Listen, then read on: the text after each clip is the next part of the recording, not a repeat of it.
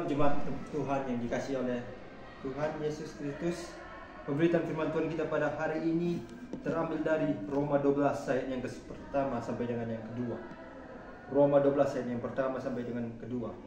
Judul perikop yang diberikan oleh Lembaga Alkitab Indonesia yaitu adalah persembahan yang benar. Demikian firman Tuhan. Karena itu saudara-saudara, demi kemurahan Allah, aku menasihatkan kamu supaya kamu mempersembahkan tubuhmu sebagai persembahan yang hidup, yang kudus dan yang berkenan kepada Allah.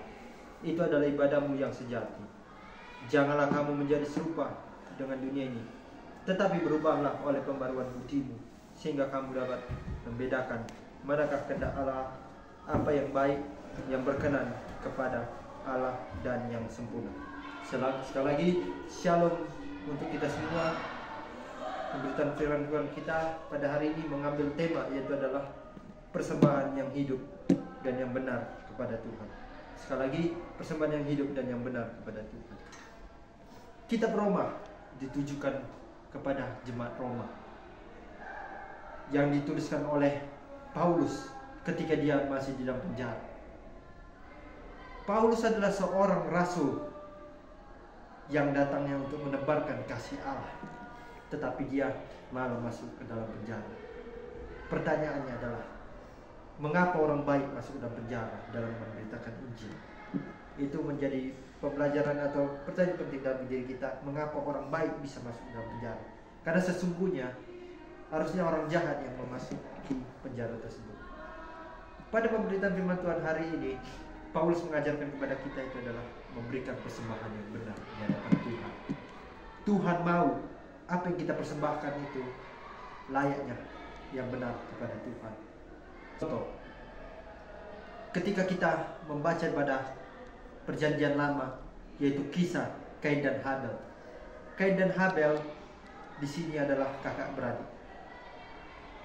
Pada suatu hari, Kain mempersembahkan korban persembahan bakarannya kepada Tuhan, dan begitu juga adiknya yaitu adalah Habel juga mempersembahkan persembahannya.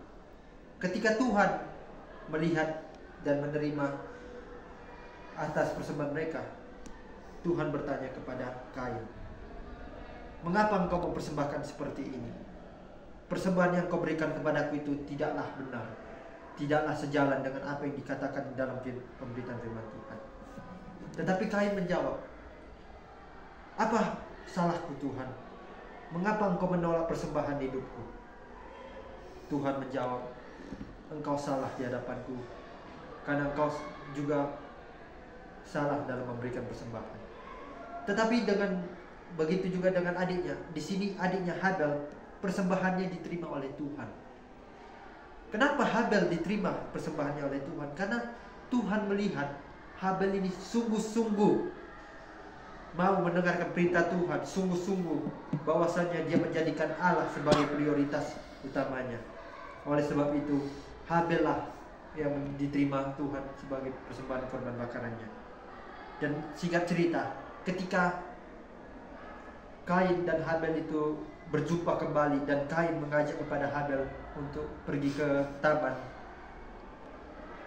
iblis yang ada di dalam Kain tersebut berkata, bunuhlah adikmu itu. Engkau tidak mau kan jika karena gara-gara persembahan bakaranmu tidak diterima Tuhan dan sedangkan adikmu diterima, apakah engkau iri terhadap adikmu yang diterima oleh persembahannya kepada Tuhan? Dan sebab saat itu juga Kain langsung membunuh Habel tanpa bersalah apapun. Kemudian di sini Tuhan melihat aksi yang dilakukan oleh Kain kepada Habel. Tuhan berkata, sungguh hatimu yang sangat jahat kepada adikmu sendiri. Mengapa engkau membunuh adikmu sendiri oleh karena persembahan korban bakaran itu tidak diterima olehku? Kain menjawab kepada Tuhan, sesungguhnya Tuhan, aku tidak terima kalau adikku sendiri engkau terima korban bakarannya. Makanya aku membunuhnya. Makanya juga aku melakukan seperti ini untuk menghilangkan rasa iriku dan membalaskan dendamku kepada adikku sendiri. Dari contoh ilustrasi cerita Alkitab di atas, kita bisa melihat bahwasanya kalau kita melakukan yang namanya persembahan, sungguh-sungguhlah di hadapan Tuhan. Persembahan tidak dilihat dari besar kecilnya, tidak dilihat dari status orang tersebut, mau dia kaya maupun dia miskin. Tetapi Tuhan di sini mau melihat persembahan yang kita berikan itu sesungguhnya layak, benar-benar tulus dari dalam hati kita. Oleh sebab itu, ada sebuah kisah di dalam firman Tuhan juga dikisahkan tentang siapa pemilik punya kerajaan surga ini. Ketika Tuhan memanggil orang-orang, baik itu orang miskin, orang kaya, kemudian juga orang lainnya, Tuhan lebih memilih orang yang miskin. Kenapa? Dari orang miskin ini juga Tuhan bisa melihat bahwa mereka betul bekerja dengan tulus, bekerja dengan seikhlasnya, yang sesuai dengan ajaran Tuhan. Kenapa orang kaya itu tidak diterima? Karena Tuhan melihat mereka bahwasanya hanya memamerkan hasil kekayaannya saja. Dan oleh sebab itu ada juga kisah yang mengajarkan ketika ada Tuhan Yesus menghadiri sebuah pesta pernikahan, bukan pernikahan tapi pesta duka. Ada seorang nenek-nenek yang datang untuk memberikan uang dukanya, dan orang-orang lain juga memberikan uang dukanya. Tetapi di sini Tuhan memberikan tahukan kepada murid-muridnya, lihatlah orang nenek-nenek itu, sesungguhnya dialah memberikan persembahan yang lebih banyak daripada orang-orang kaya ini. Orang-orang kaya ini hanya memberikan persembahan dalam memamerkan dirinya sendiri. Tetapi nenek ini memberikan persembahan dengan apa yang dia punya dari hasil kerja payahnya sendiri. Oleh sebab itu, saudara yang terkasih di dalam nama Tuhan Yesus, dan pemberitaan firman Tuhan ini melalui Paulus kepada jemaat di Roma mengajarkan supaya jemaat Roma memberikan persembahan kepada Tuhan dengan benar-benar tulus dan ikhlas.